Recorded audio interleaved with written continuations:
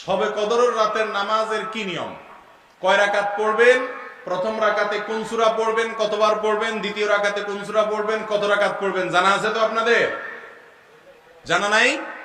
একজনও জানেন না? ইন্না লিল্লাহি ওয়া ইন্না ইলাইহি রাজিউন। হাজার হাজার মানুষের বিশাল সমাবেশ, আপনারা একজনও শবে কদরের নামাজের নিয়ম জানেন না? এটা তো খুব খারাপ কথা ভাই, নিয়ম তো জানতে হবে।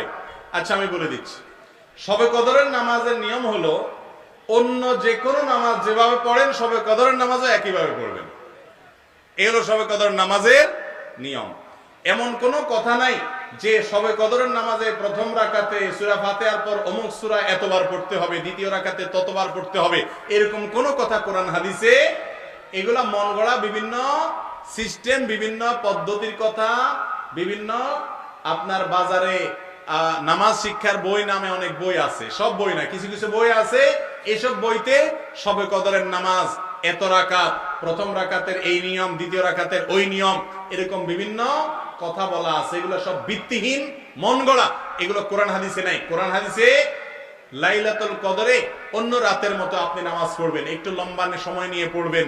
যে কোনো রাতের নামাজ, তাহাজ্জুদের নামাজ লম্বা সময় নিয়ে পড়তে হয়, দীর্ঘ রাকাত, দীর্ঘ রুকু, দীর্ঘ সিজদা, আস্তে আস্তে তেলাওয়াত, আস্তে আস্তে তাসবিহ এবং সময় নিয়ে পড়বেন। দুই রাকাত করে পড়বেন, যে কোনো সূরা দিয়ে পড়তে পারেন, একবার পড়বেন না দুইবার পড়বেন সূরা ফাতিহার পরে সূরা, এটা আপনার ব্যাপার, কোনো সূরা নির্ধারিত না। আপনি লাইলাতুল কদরের একটা জিনিস নির্ধারিত, সেটা হলো একটা দোয়া হাদিসে বর্ণিত হয়েছে, আম্মা জান আয়েশা রাদিয়াল্লাহু তাআলা আনহাকে নবী করিম সাল্লাল্লাহু আলাইহি ওয়াসাল্লাম শিক্ষা দিয়েছেন, তুমি যদি লাইলাতুল কদর পাও তাহলে দোয়া করবা, কি দোয়া? আল্লাহুম্মা ইন্নাকা আফুউন তুহিব্বুল আফওয়া ফাআফু আন্নী। আল্লাহ আপনি ক্ষমাশীল, ক্ষমা করতে ভালোবাসেন, অতএব আমাকে ক্ষমা করে দেন। ক্ষমা করতে ভালোবাসেন, অতএব আমাকে ক্ষমা করে দেন। এই দোয়া পড়বেন লাইলাতুল কদরে। এছাড়া আল্লাহর কাছে যে কোনো দোয়া করবেন, দুই রাকাত করে নামাজ যতটুকু পারেন তৌফিকে কুলা পড়বেন। কোন সূরা কেরাত নিয়ম নির্ধারিত নাই, সারা রাত আপনি দোয়া করবেন, ইবাদত করবেন।